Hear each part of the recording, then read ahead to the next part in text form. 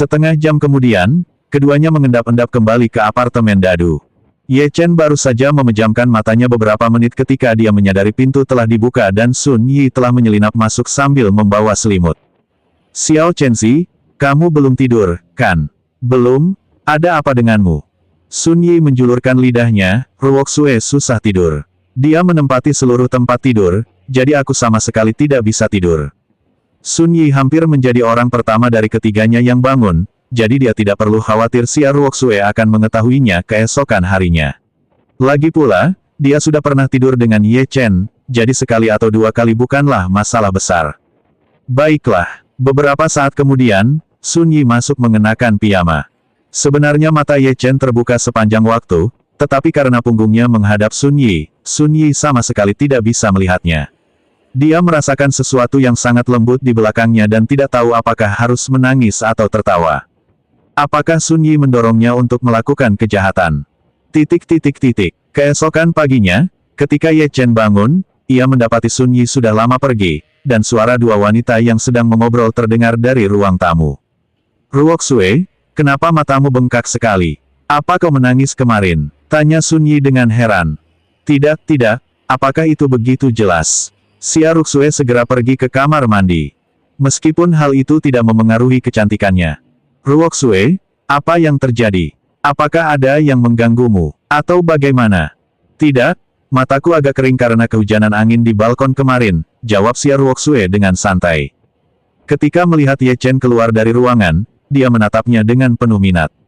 Dia segera berlari masuk ke ruangan dan berkata, aku merasa kurang sehat hari ini, jadi aku tidak akan pergi ke grup Tianzeng.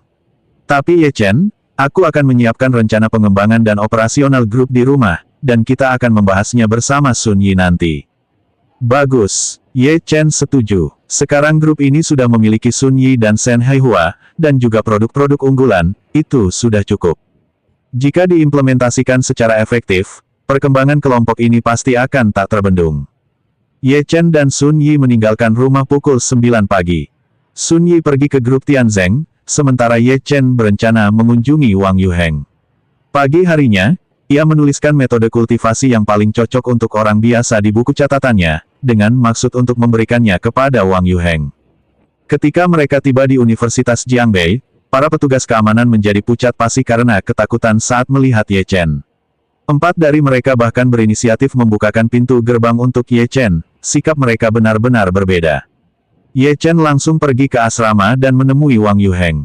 Tidak lama kemudian, di atap asrama putra, Ye Chen melirik tangan kiri Wang Yuheng yang dibalut gips, lalu bertanya, apa kata pihak rumah sakit? Wang Yuheng menggaruk kepalanya, kupikir tanganku pasti patah, tapi rumah sakit bilang hanya keseleo ringan.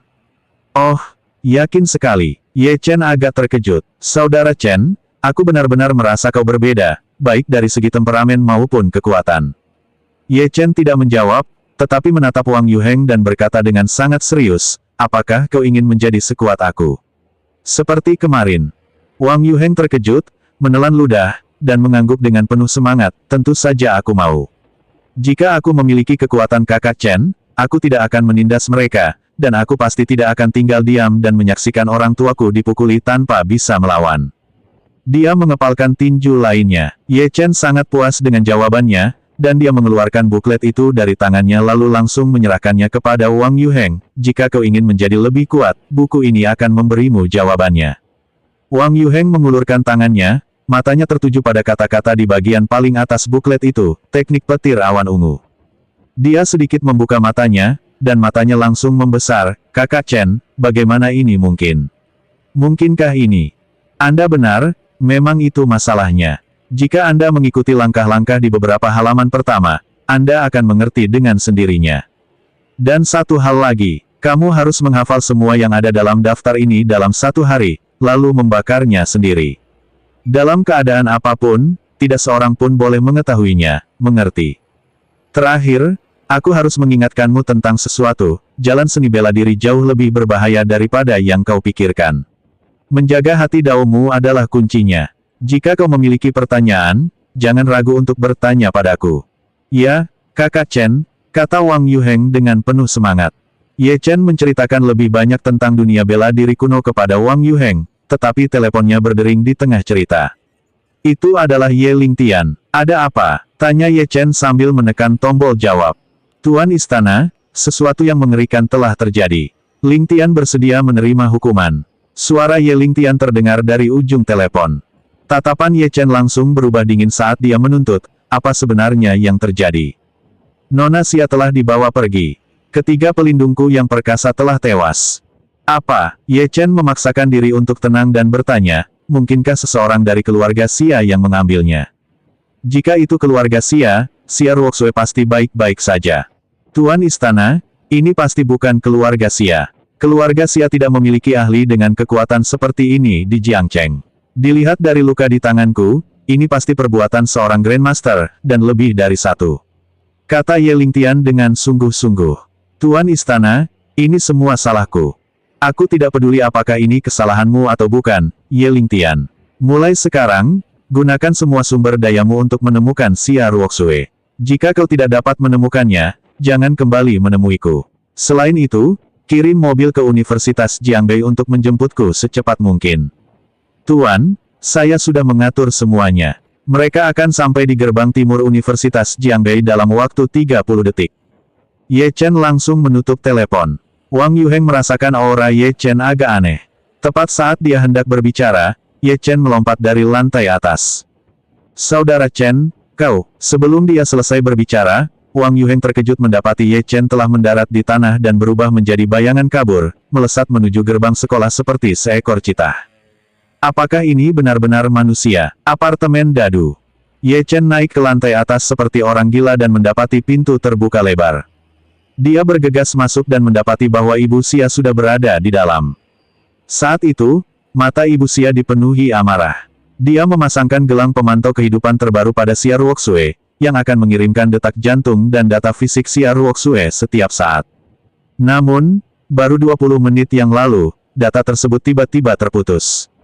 Sebagai seorang ibu, dia secara naluriah merasakan ada sesuatu yang tidak beres dan segera bergegas ke apartemen Dadu. Seluruh rumah berantakan. Tidak hanya itu, dia juga mendapatkan rekaman pengawasan dari Dadu dan menemukan bahwa 3 orang telah membawa Xia Ruoxue pergi. Dia telah menggunakan semua sumber daya yang dapat dikerahkan keluarga Xia untuk melakukan penyelidikan. Melihat penampilan Ye Chen, Ibu Xia hampir pingsan. Kemarahannya yang meluap membuatnya ingin membunuh Ye Chen. Dia mencengkeram pakaian Ye Chen dan berteriak, apa yang terjadi dengan janjimu padaku beberapa hari yang lalu? Bukankah kau bilang? Tatapan Ye Chen sedingin es. Dia tetap diam, membiarkan Ibu Xia melakukan apapun yang diinginkannya, sambil mengepalkan tinjunya. Niat membunuh yang mengerikan menyebar. Beri aku waktu sehari, dan aku akan membawa Ruoxue kembali dengan selamat. Sebelum Ibu Xia sempat berkata apapun, Ye Chen melanjutkan, jika aku gagal melakukannya, kau boleh mengambil nyawaku. Setelah mengatakan itu, Ye Chen masuk ke dalam rumah dan melihat sekeliling. Dia tidak menemukan apapun, tetapi aura seseorang yang kuat masih tersisa. Pihak lawan benar-benar seorang Grandmaster. Karena dia adalah seorang praktisi seni bela diri kuno, fakta bahwa dia menculik Ruoxue pasti berarti dia mengincar Ruoxue. Brengsek, Ye Chen mencoba menenangkan dirinya dan melakukan 3 panggilan telepon. Yang pertama adalah Bai Li Bing, yang memintanya untuk menggunakan kepolisian untuk menemukan Xia Ruoxue. Yang kedua adalah Jin Lengyan. Dia perlu mengidentifikasi semua kekuatan di Jiangcheng yang memiliki ahli tingkat Grandmaster. Yang ketiga adalah Zhou Zhengde. Kami berharap dia dapat menggunakan jaringan koneksinya untuk menemukan informasi yang bermanfaat. Namun 5 menit berlalu, dan tak seorang pun memberinya jawaban yang diinginkannya. Tepat saat itu, telepon Ye Chen berdering. Itu adalah nomor yang tidak dikenal. Halo, dasar sampah keluarga, bagaimana perasaanmu sekarang? Gugup, sebuah suara berat dan mengejek terdengar. Mata Ye Chen menyipit, niat membunuh meledak dalam dirinya. Suaranya yang dingin terdengar, kaulah yang membawa Ruoxue pergi, bukan? Aku tidak tahu siapa kau, dan aku tidak tahu apa yang kau inginkan. Aku hanya memberimu satu kesempatan. Tapi jika kau tidak melepaskan, aku bisa memberitahumu, selama 5 tahun terakhir, aku telah menjadi mimpi buruk bagi banyak orang. Selanjutnya, aku akan menemukanmu. Orang di ujung telepon terkejut. Ini bukan skenario yang direncanakan. Bukankah seharusnya dialah yang mengancam orang lain? Mengapa malah dia yang diancam? Dia hendak mengatakan sesuatu ketika, dengan bunyi, bip, telepon terputus. Pria itu menelepon kembali, tetapi telepon orang lain itu dimatikan. Dia sudah gila. Apakah pria ini benar-benar akan menyerah begitu saja pada wanita di depannya? Pelabuhan Beilun di Jiangcheng. Pria itu mendekati Jiang Yuanli dan Chen Baoguo sambil memegang teleponnya. Chen Baoguo mencibir, apakah anak itu bilang kapan dia akan datang? Jiang Yuanli juga berkata, Jiang Song, apakah anak ini benar-benar bingung? Wajah Jiang Song sangat malu, seolah-olah dia baru saja menelan kotoran.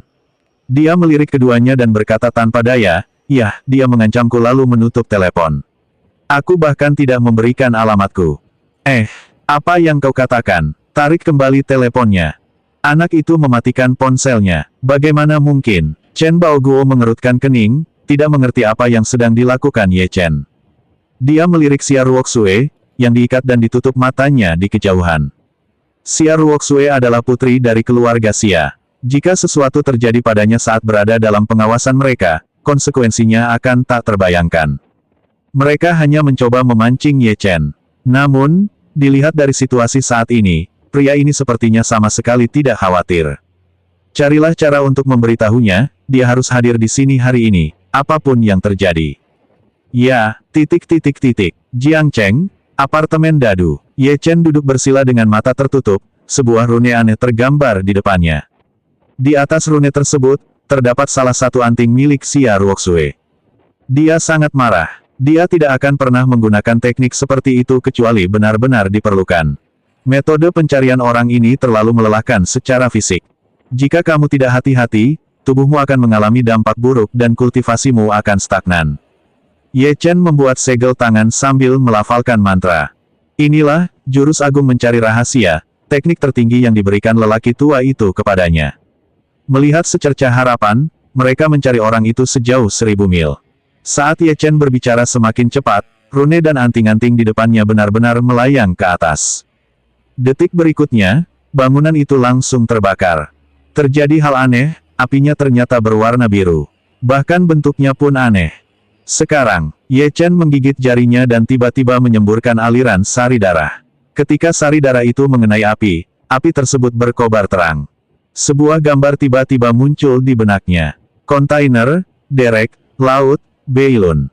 Mata Ye Chen terbuka lebar, darahnya mengalir deras ke kepalanya, dan dia tidak bisa menahan diri lagi, memuntahkan seteguk darah.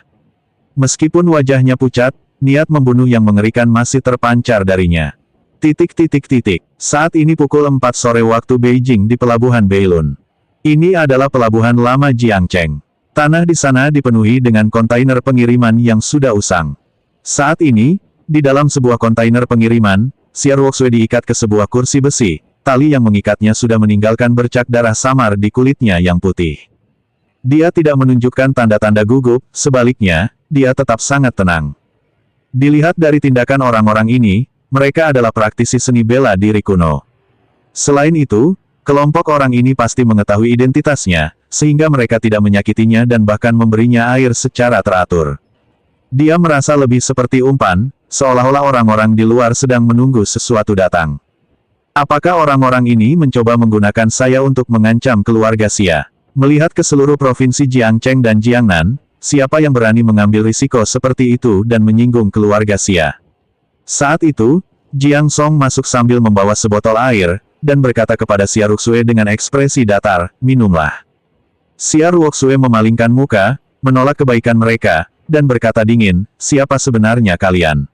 Apakah kalian tahu apa artinya menyinggung keluarga Xia?" Melihat pihak lain tidak tahu berterima kasih, Jiang Song membuang air itu, minum atau tidak. "Sialan, kapan aku pernah melayani orang seperti ini? Aku, Jiang." Suara Jiang Song tiba-tiba berhenti, hampir saja mengungkap identitasnya. "Nona Xia, jangan coba-coba memamerkan kekuatan keluarga Xia di depanku. Dunia ini tidak semudah yang kau pikirkan." Sebelum dia selesai berbicara, sebuah alat di tangannya tiba-tiba memancarkan cahaya merah. Saat melihat lampu merah, ekspresi Jiang Song sedikit berubah, seseorang benar-benar telah tiba. Dia tentu saja tidak berpikir itu adalah Ye Chen, tetapi jika mereka ketahuan oleh orang lain, konsekuensinya akan tak terbayangkan. Dia mengabaikan Xia Ruoxue dan buru-buru berjalan keluar.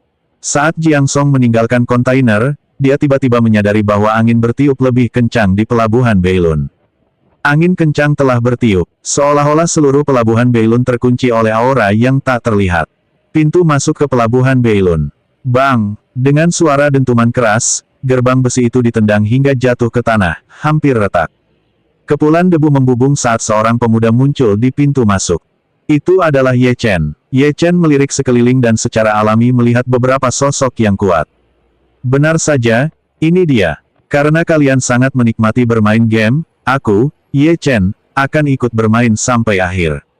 Siapa yang pergi ke sana? Keempat pemuda itu seketika muncul di hadapan Ye Chen, menghalangi jalannya. Mereka semua adalah murid Chen Baoguo, dan semuanya adalah Grandmaster dengan kekuatan luar biasa. Demi kenyamanan, Chen Baoguo menamai mereka Wu Jin, Wu Mu, Wu Huo, dan Wu Tu. Selama kurang lebih 10 tahun terakhir, mereka telah berlatih seni bela diri kuno dan teknik pembunuhan, dan kekuatan mereka sangat menakutkan. Inilah salah satu alasan mengapa Chen Baoguo membawa mereka turun gunung. Namun, ketika mereka melihat penampilan Ye Chen dengan jelas, semua orang terkejut. Matanya membelalak seolah-olah dia melihat hantu. Bukankah pria ini tahu alamatnya? Bagaimana dia bisa sampai ke sini? Ketiga ahli dari keluarga Jiang juga keluar dari kontainer dan tercengang ketika melihat Ye Chen. Semua mata tertuju pada Jiang Song, karena dialah yang melakukan panggilan tersebut. Jiang Song, apakah kau berbohong kepada kami? Anak ini bahkan berhasil melacak kita sampai ke sini, bagaimana bisa begitu? Dia jelas tidak menyebutkan kata-kata, pelabuhan Beilun, di telepon, tetapi pihak lain tidak memberinya kesempatan. Tapi kemudian pria ini tiba-tiba muncul tepat di depannya, dan Jiang Song benar-benar merasa sedikit kacau. Jelaskan sendiri pada mereka berdua, kata Wu Jin dingin. Karena bocah ini ada di sini, aku akan menanganinya. Aku ingin melihat kekuatan macam apa yang memungkinkanmu membunuh dengan begitu gegabah. Begitu selesai berbicara, Wu Jin berubah menjadi bayangan dan melayangkan pukulan ke dada Ye Chen. Sangat cepat, tepat saat hendak mendekati Ye Chen, ia mengubah tinjunya menjadi cakar. Jari-jarinya dipenuhi kapalan tebal, sekeras batang baja. Setelah tertangkap, dia yakin bisa menghancurkan bahu anak itu dengan satu pukulan dahsyat. Energi yang kuat itu sepertinya telah mengunci kekuatan hidup Ye Chen. Murid-murid Chen Baoguo lainnya sudah tersenyum penuh kemenangan. Mereka mengenal Wu Jin, begitu dia menggunakan cakar Raja Harimau, itu berarti dia menganggap pemuda itu serius. Namun begitu Anda membuatnya menghadapi kenyataan, yang dia lihat hanyalah darah dan kematian. Tidak hanya itu, tetapi sebuah kekuatan seberat 1000 pon menghantam. Ketiganya terlempar. Benda itu membentur kontainer dengan keras. Kedua kontainer itu langsung ambruk, terpelintir hingga tak bisa dikenali lagi. Kedua pria itu kejang-kejang, sama sekali tak berdaya untuk melawan. Wu Huo mengalami luka terparah, tubuhnya membentur lubang kontainer, dan benturan keras itu mematahkan tubuhnya menjadi dua. Mendeguk, Jiang Song menelan ludah dengan susah payah, punggungnya benar-benar basah kuyup. Matanya tertuju pada Ye Chen, rasa takut mencekam hatinya. Meskipun keempat orang ini baru saja memasuki ranah Grandmaster, mereka tetaplah seorang Grandmaster. Bahkan dengan 4 orang yang bekerja bersama, mereka tetap tidak bisa menyentuh yang satu itu. Pemain kunci justru terbunuh. Sepanjang proses tersebut, Ye Chen hanya melakukan 2 gerakan. 1 pukulan, 1 tendangan. Setan jenis apa ini? Tatapan dingin Ye Chen tertuju pada ketiga ahli dari keluarga Jiang. Sebuah suara datar terdengar, jika saya tidak salah, Xia Ruoxue diculik oleh kalian bertiga. Suaranya sangat pelan, tetapi meledak di telinga ketiga ahli dari keluarga Jiang. Diam berarti mengakui kesalahan. Kalau begitu, matilah. Ye Chen menyerbu ke arah 2 orang di depannya. Dia membenci ancaman. Dia bahkan lebih membenci ketika orang-orang menggunakan orang-orang di sekitarnya untuk mengancamnya. Ekspresi kedua ahli keluarga Jiang berubah, dan beberapa jarum baja muncul di tangan mereka. Tanpa ragu, mereka menembakkannya ke arah Ye Chen. Mereka tahu betul bahwa dalam pertempuran jarak dekat, mereka tidak mampu melawan orang di depan mereka secara langsung. Kekuatan lawan benar-benar melampaui kekuatan seorang Grandmaster biasa. Tingkat keahlian orang ini jelas cukup tinggi untuk masuk dalam jajaran Grandmaster Tiongkok.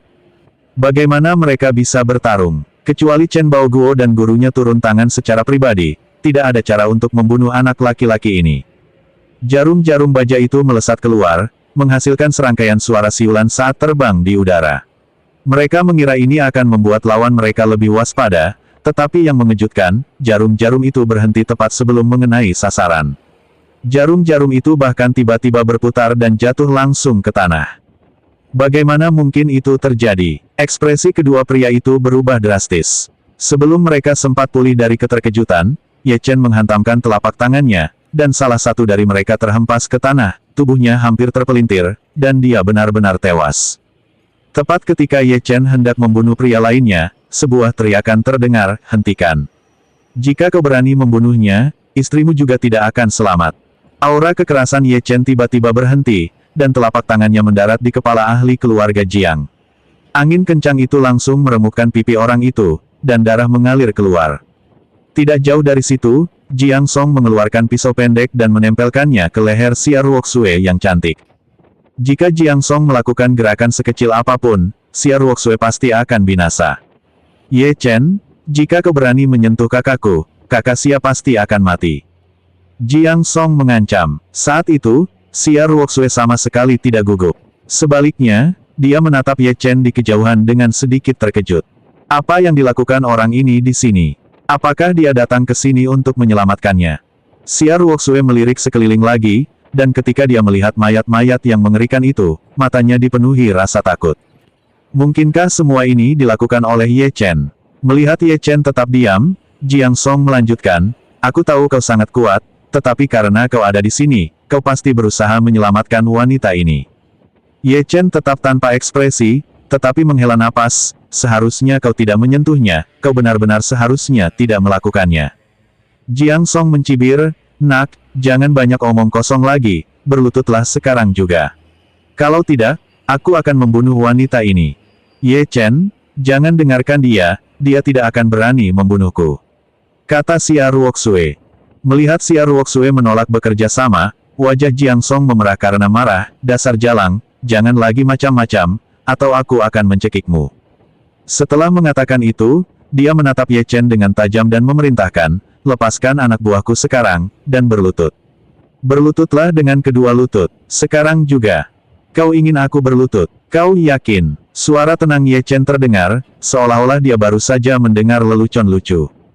Tepat ketika Jiang Song hendak mengatakan sesuatu, Ye Chen bergerak, mencengkeram leher ahli keluarga Jiang di depannya dengan satu tangan dan mematahkan lehernya dengan suara "krak". Suasana mencekam dengan niat membunuh yang mengerikan menyelimuti seluruh area. Mata Jiang Song menyipit. Dia tidak pernah menyangka bahwa bahkan setelah mengancam Xia Ruoxue, pihak lain akan tetap tidak terpengaruh. Apakah pria ini tidak takut Xia Ruoxue akan mati? Ye Chen membuang mayat itu, lalu berjalan selangkah demi selangkah menuju Jiang Song. Meskipun Jiang Song menyandera beberapa orang, dia masih panik saat ini. Aura Ye Chen terlalu menakutkan. Ia hanya bisa mengacungkan pisau ke Xia Ruoxue dan mundur beberapa langkah, "Jangan mendekat. Jika kau melangkah lagi, aku benar-benar akan membunuh wanita ini." Sebenarnya Ye Chen adalah seorang kultivator rantai, tetapi dia tidak ingin menjelaskan terlalu banyak. Baik dunia seni bela diri kuno maupun dunia kultivasi rantai didasarkan pada prinsip menghormati kekuatan bela diri, jadi pada dasarnya keduanya sama. "Apakah Anda mengenal keluarga Qin di Provinsi Jiangnan?" tanya Xia Ruoxue setelah ragu-ragu cukup lama. Ye Chen mengerutkan kening dan menggelengkan kepalanya, "Aku tidak tahu. Apakah mereka menyinggung perasaanmu? Aku tidak keberatan membantumu mengusir mereka." Ketika Xia Ruoxue mendengar bahwa Ye Chen ingin menghancurkan keluarga Qin, dia tersentak dan melambaikan tangannya berulang kali, sambil berkata, "Tidak, aku hanya bertanya secara iseng." Sejak kecil, Xia Ruoxue hampir selalu mendengar nama keluarga Qin di setiap jamuan makan atau pertemuan keluarga. Dua kata ini bagaikan sesuatu yang sangat tinggi dan melampaui semua keluarga di Provinsi Jiangnan. Dia belum pernah mengunjungi keluarga Qin, dan juga belum pernah bertemu siapapun dari keluarga Qin. Namun, hal ini tidak mencegahnya untuk memperoleh pemahaman yang mengerikan tentang keluarga Qin. Memusnahkan keluarga Qin bagi Ye Chen hanyalah mimpi belaka. Sebenarnya, Xia Ruoxue ingin menolak pernikahan ini dan memperjuangkan kebahagiaannya sendiri. Namun seiring berjalannya waktu, dia menyadari bahwa waktunya tidak banyak lagi. Poin pentingnya adalah bahwa tunangannya sebenarnya berasal dari keluarga Qin. Jika dia melawan, bukan hanya dia yang akan mendapat masalah, tetapi seluruh keluarga Xia mungkin juga akan lenyap. Lupakan saja, mari kita jalani satu langkah demi satu langkah dan berharap sesuatu yang tak terduga terjadi. Sementara itu, di villa keluarga Chen. Kesunyian.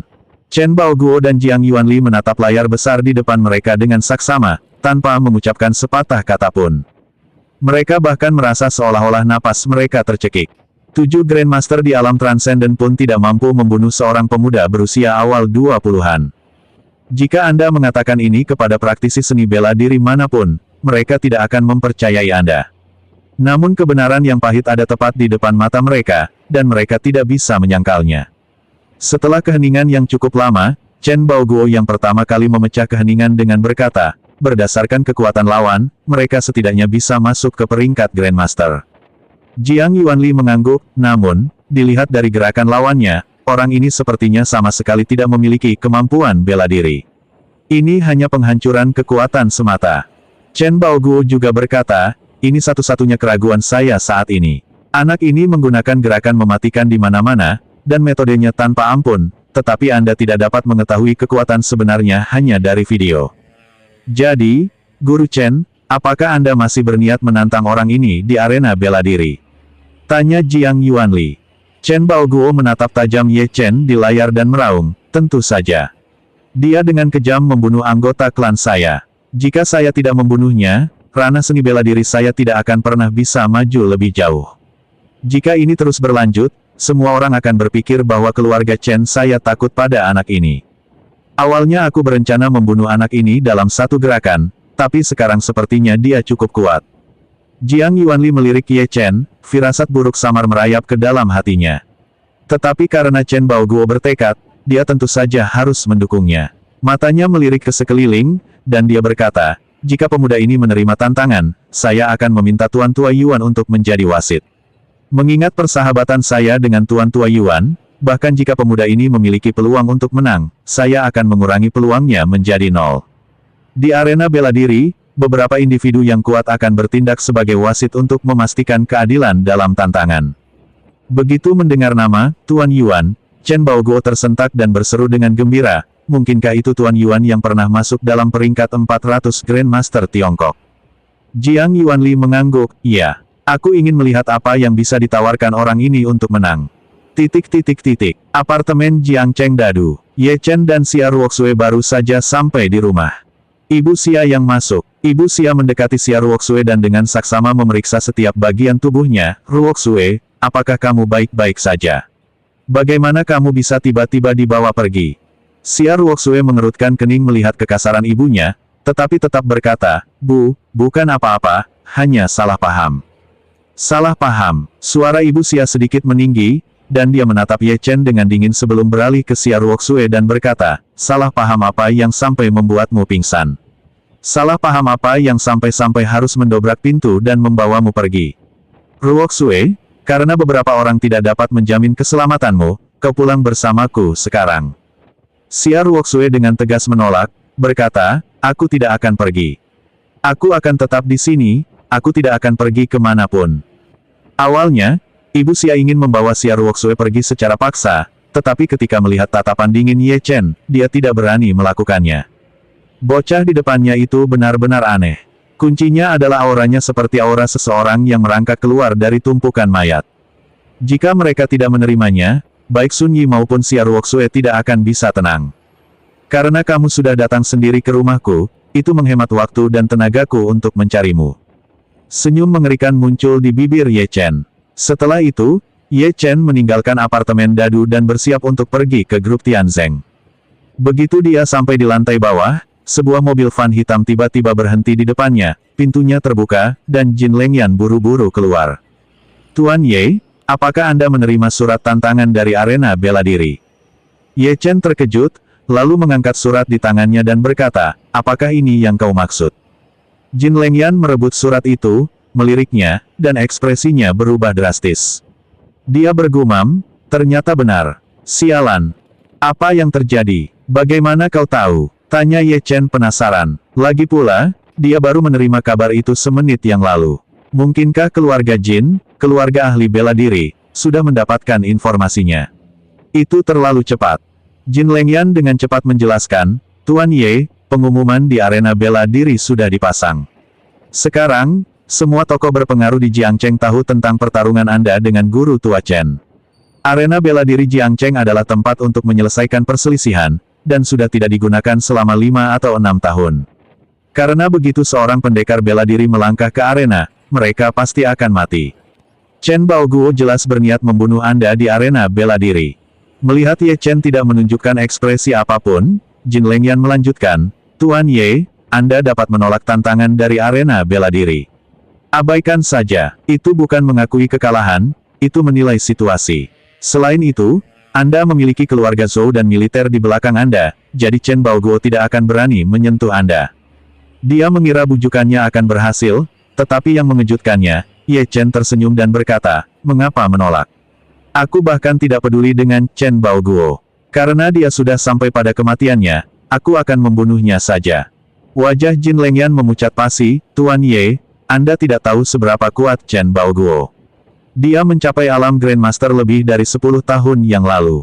Dia telah berlatih di Gunung Wuyi selama bertahun-tahun, dan konon dia memperoleh teknik bela diri yang sangat ampuh saat itu. Dia bersembunyi di Gunung Wuyi untuk menghindari incaran. Bahkan ayah saya mungkin tidak mampu menghadapi orang sekuat itu, apalagi Anda. Anda hanya memiliki 1 nyawa. Tolong jangan bertindak gegabah. Seandainya bukan karena pil yang diberikan Ye Chen beberapa hari yang lalu, dia tidak akan pernah datang sejauh ini untuk membujuknya. Dia tahu Ye Chen sangat kuat, dan bahkan bisa membunuh Jiang Wenlin dengan mudah, tetapi bisakah Jiang Wenlin dibandingkan dengan Chen Baoguo? Yang satu adalah daratan, yang lainnya adalah langit. Tuan kamu, sebelum Jin Lengyan sempat berkata apapun, Ye Chen menyela, aku harus pergi ke arena bela diri. Suatu hari nanti, ketika harimau itu kembali ke gunung, aku pasti akan menodai separuh langit dengan warna merah.